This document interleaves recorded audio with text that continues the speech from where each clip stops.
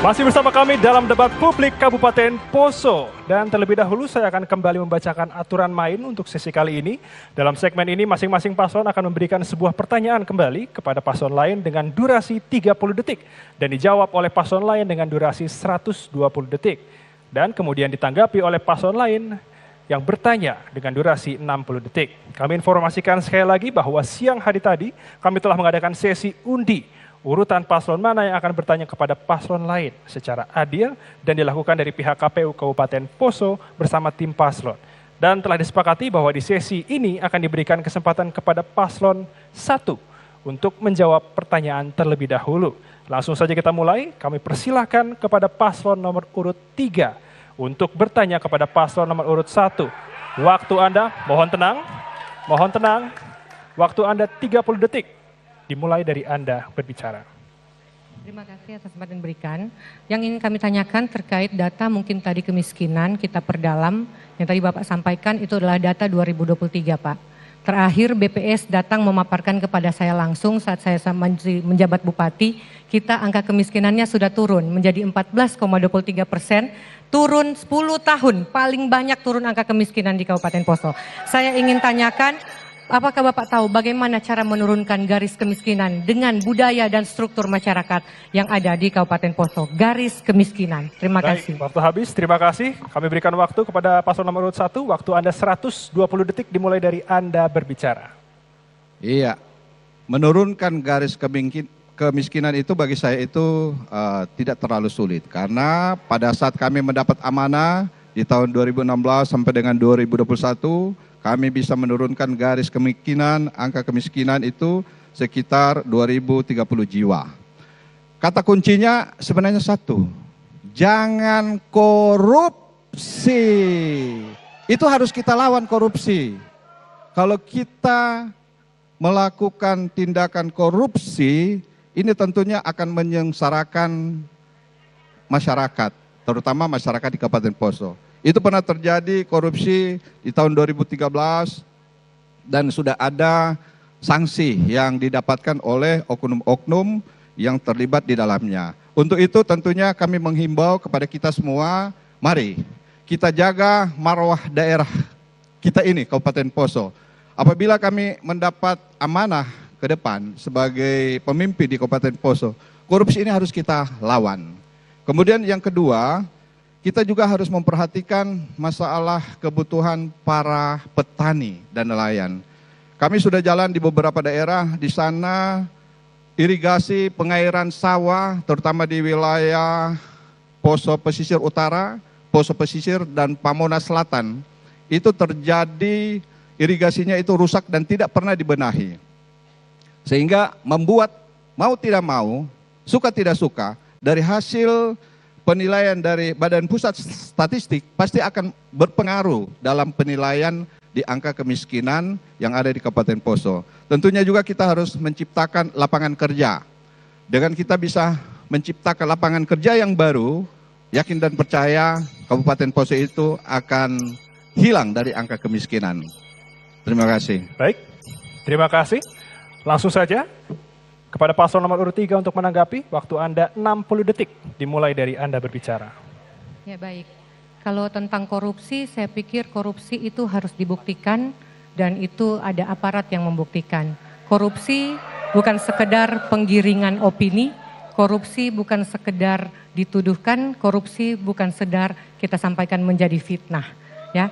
Kemudian tentang kemiskinan, fakta BPS Kabupaten Poso menunjukkan angka kemiskinan menurun.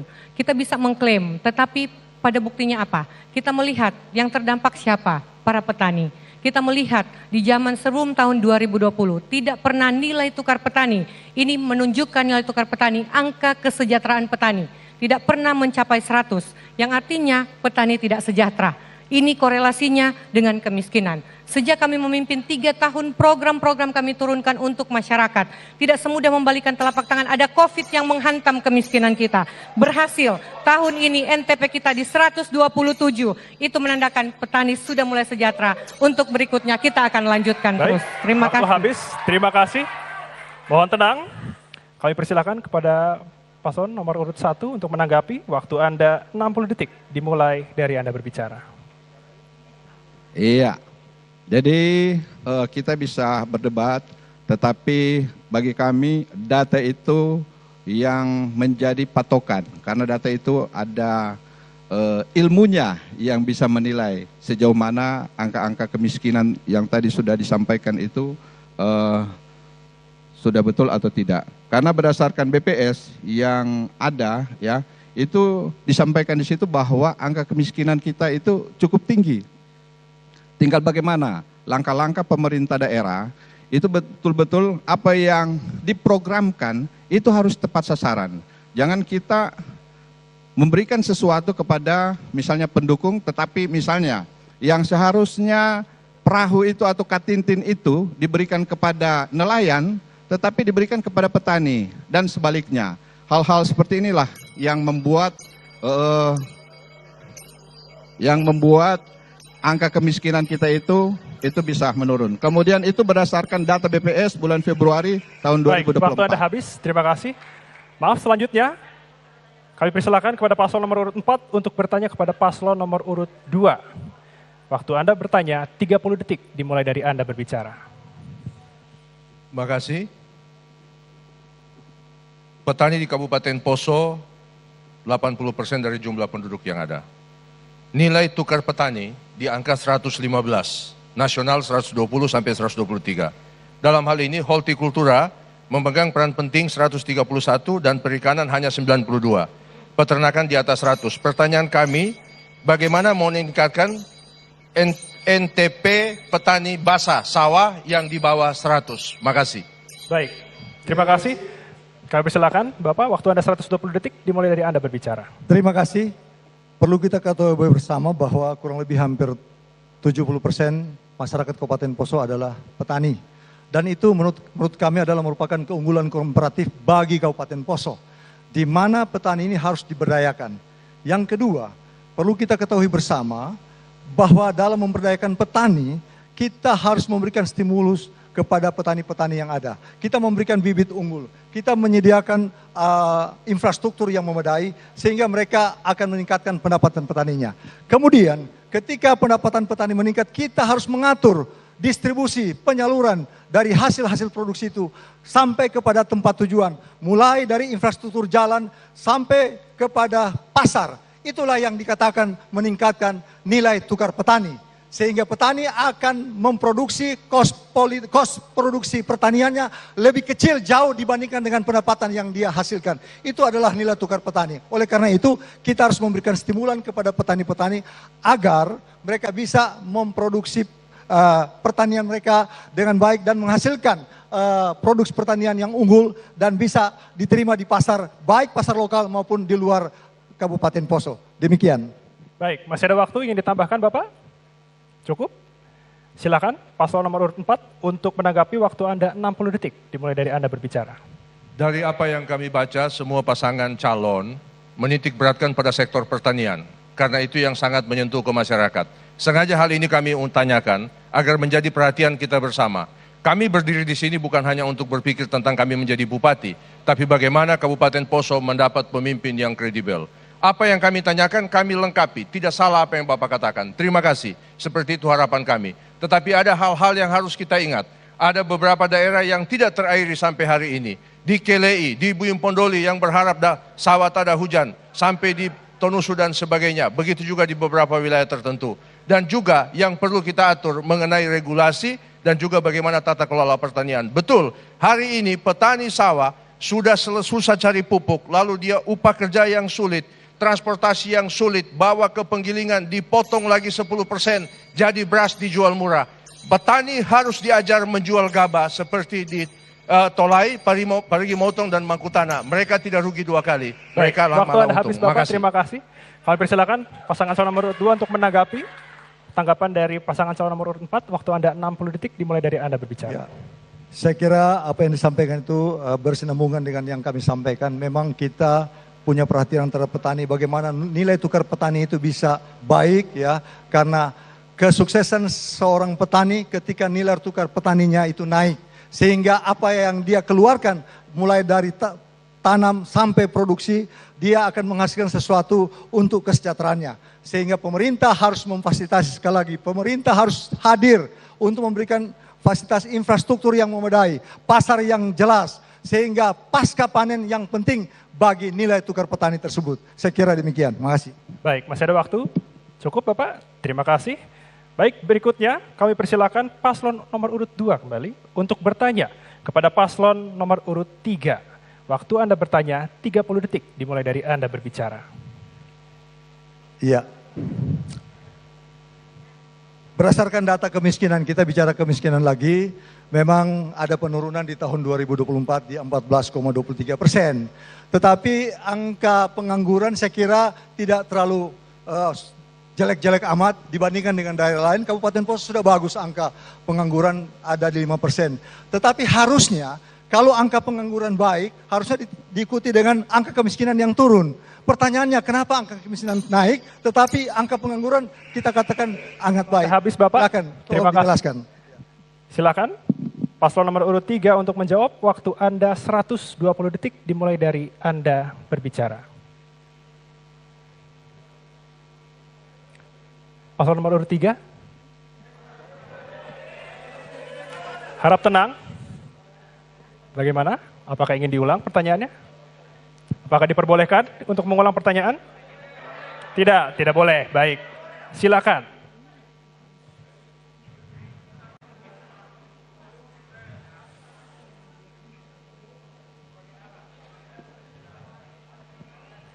Silakan, langsung saja. Langsung saja dimulai, menjawab. Durasi harus kita naikkan. Ya, baik. Mohon maaf tadi kami tidak mendengar. Ya, tentang angka pengangguran yang ada di Kabupaten Poso. Ini tentu menjadi salah satu isu yang bukan hanya satu, ya, isu satu berdiri sendiri. Tetapi ini ada satu mata rantai. Bagaimana kita meningkatkan lapangan pekerjaan. Ya, lapangan pekerjaan tidak hanya Pemda yang menciptakan sendiri. Lapangan pekerjaan harus paling banyak dihidupkan melalui sektor-sektor swasta. Ya, ini pemerintah kami sedang lakukan. Salah satunya adalah membuka lahan pekerjaan, sektor swasta kita tingkatkan. Berarti adalah investasi kita harus naikkan di Kabupaten Poso. Investasi siapa yang lakukan? Adalah investor-investor besar. Bagaimana investor memasuk di Kabupaten Poso? Berarti iklim investasinya harus oke, harus nyaman, harus aman. Nah, itu yang sedang kami kerjakan 2 tahun pertama kami memimpin Kabupaten Poso, memastikan bahwa mata rantainya kita mulai dengan benar. Pertama, memastikan aman, ya, sehingga ya investor mau masuk Kabupaten Poso apabila iklim investasinya aman dan nyaman. Pada saat sudah aman, kita sudah lihat 2 tahun belakangan ini 5 gudang besar sudah mulai dibangun di Poso. Dulunya di Morowali, sekarang pindah ke Poso. Alasannya apa? Poso 4 berbatasan langsung dengan kabupaten, mereka bisa salurkan kemana. Kenapa dulu tidak mau di Poso? Dulu Poso tidak aman, kami takut taruh barang kami di sini. Kira-kira seperti itu. Nah, ini akan menyebabkan pada saat investasi masuk, terbuka peluang-peluang usaha ya yang ada di Kabupaten Poso, dan tentu ini akan sejalan dengan bagaimana kita menurunkan angka pengangguran yang akan di Kabupaten Poso. Jadi mata rantainya harus kita jalankan, tidak menjadi bupati, menjadi pimpinan daerah. Satu sisi kita lihat, buta kita melihat memakai kacamata kuda, tidak. Tetapi secara komprehensif kita menangani daerah. Satu dengan yang lain bertalian, satu dengan yang lain saling tarik menarik. Ya, sehingga kami percaya dengan keamanan, investasi masuk, lapangan pekerjaan akan terus ada dan pengangguran akan menurun. Terima kasih. Baik, terima kasih. Selanjutnya kami berikan waktu untuk paslon nomor urut 2 untuk menanggapi. Waktu Anda 60 detik dimulai dari Anda berbicara. Iya, terima kasih. Yang pertama, mungkin paslon 3 kurang fokus. Memang pertanyaan kami adalah, kalau kami melihat angka pengangguran tidak terlalu jelek amat dibandingkan dengan daerah lain, cukup baik di Kabupaten Poso. Tetapi justru kemiskinan tinggi, harusnya linear. Ketika angka pengangguran itu cukup baik, angka kemiskinan harusnya turun. Tapi justru berbalik. Permasalahannya ada di pendapatan masyarakat, di bawah rata-rata 500.000 per bulan. setiap pendapatan. Inilah yang harus kita lakukan ke depan. Bagaimana meningkatkan pendapatan masyarakat melalui kebijakan-kebijakan daerah, melalui stimulan yang akan kita berikan, sehingga mereka bisa bergerak, punya ruang untuk meningkatkan pendapatan mereka. Itu kira-kira. Sehingga kalau pendapatan mereka naik, maka angka kemiskinan secara otomatis akan turun. Walaupun sekali lagi angka pengangguran sangat kecil dibandingkan daerah lain, tetapi pengangguran ini atau angkatan kerja banyak kerja di luar daerah seperti Morowali dan Morowali. Itu masalahnya. Terima kasih. Baik, terima kasih. Kami berikan waktu untuk pasangan calon nomor urut 3 untuk menanggapi. Waktu Anda 60 detik, dimulai dari Anda berbicara. We are on the track. Kita sudah pada garis dan perjuangan yang benar dalam menurunkan kemiskinan dan angka pengangguran di Kabupaten Poso. Buktinya, ya kedalaman kemiskinan yang ada di Kabupaten Poso. Seperti tadi saya bilang, tidak bisa kita melihat tok garis kemiskinan. Kita punya garis kemiskinan hampir sama dengan Palu. Konsumsi masyarakat yang sangat tinggi di Kabupaten Poso, itu yang menyebabkan garis kemiskinan kita meningkat. Inflasi yang ada itu menyebabkan, ya budaya struktural gaya hidup kita menyebabkan itu. Ya sehingga kami yakin dengan penanganan yang komprehensif, hand in hand, kita keroyok pemerintah daerah, pemerintah provinsi, pemerintah pusat untuk kita melakukan penanganan ini. Melihat dari luar gampang kita berbicara mengklaim. Pada saat kita duduk memerintah, tentu berbagai hal sektor harus kita lakukan. Ya, stakeholder harus kita gerakkan bersama-sama. Jadi kami tetap optimis dan yakin we are on the track. Kita sudah pada track yang benar, ya. Penanganan kemiskinan, penurunan pengangguran, lapangan pekerjaan akan mampu Verna Soeharto ciptakan ke depan lebih baik untuk masyarakat Poso. Terima Baik, kasih. waktu Anda habis, terima kasih. Harap tenang. Berikutnya, kami persilakan paslon nomor urut 1 untuk bertanya kepada paslon nomor urut 4. Waktu Anda 30 detik, dimulai dari Anda berbicara. Iya, Kabupaten Poso sebagai salah satu daerah penyangga ketahanan pangan untuk menopang pemenuhan kebutuhan ibu kota Nusantara yang akan datang ya.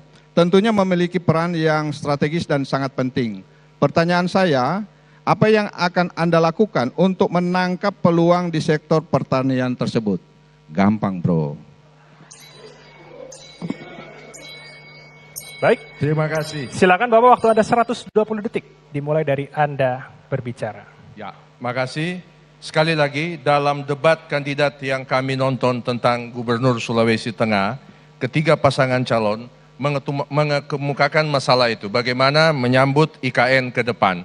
Kalau Gubernur hari ini, Bapak Rusdi Mastura, akan membangun jalan yang luar biasa baik dari Palu tembus ke Napu. Kami pernah diskusikan itu, dan itu akan jadi sarana sentra pertanian di bidang hortikultura. Apa yang kami tanyakan tadi pada pasangan nomor 2, itu sinergitasnya masuk, supaya penanganan masalah pertanian basah, itu juga sangat menjadi prioritas yang utama, sehingga kita dapat menjadi swasembada, daerah swasembada. Jangan lagi kita kalah dengan daerah lain. Hari ini satu hal yang sangat disyukuri, durian merupakan penghasil tertinggi rupanya di Kabupaten Poso. Dan kalau sampai di Jakarta, dikemas dengan namanya durian Palu. Padahal itu asalnya dari Poso. Yang sangat disayangkan, di Poso sampai hari ini tidak ada penggudangan atau gudang penampungan. Pengelolaan dari mentah menjadi setengah jadi. Yang ada semua dibawa ke luar daerah. Dan itu mempengaruhi harga jual. Kalau misalnya kita punya gudang di Poso, petani masih akan mendapatkan ketambahan harga sekitar 2-5 ribu rupiah per kilogram. Dan ini hal yang harus kita perhatikan. Saya sangat berharap apa yang ditanyakan tadi bukan hanya menjadi konsumsi pribadi antara pasangan nomor 4 dan nomor 1, tetapi bagaimana pasangan nomor 1, 2, dan 3 melihat akan hal ini. Kita berdiri di sini untuk masyarakat Kabupaten Poso, bukan untuk pribadi per pribadi. Marilah saatnya kita melepas ego kita untuk Poso yang lebih baik. Terima kasih. Baik, masih ada waktu? Cukup Bapak? Cukup? Baik, kami persilakan pasangan nomor urut 1 untuk menanggapi. Waktu Anda 60 detik, dimulai dari Anda berbicara. Iya, jadi apa yang disampaikan tadi sangat baik. Salah satu daerah penyangga ketahanan pangan itu yang kami inginkan disampaikan. Bahwa Poso adalah merupakan salah satu daerah penyangga ketahanan pangan untuk IKN ke depan. Seperti kita ketahui bersama bahwa Kabupaten Poso ini terdiri dari 80%, kurang lebih itu adalah petani dan nelayan. Yang sangat miris saat ini kami melihat bahwa hasil panen gabah untuk Kabupaten Poso ini menurun.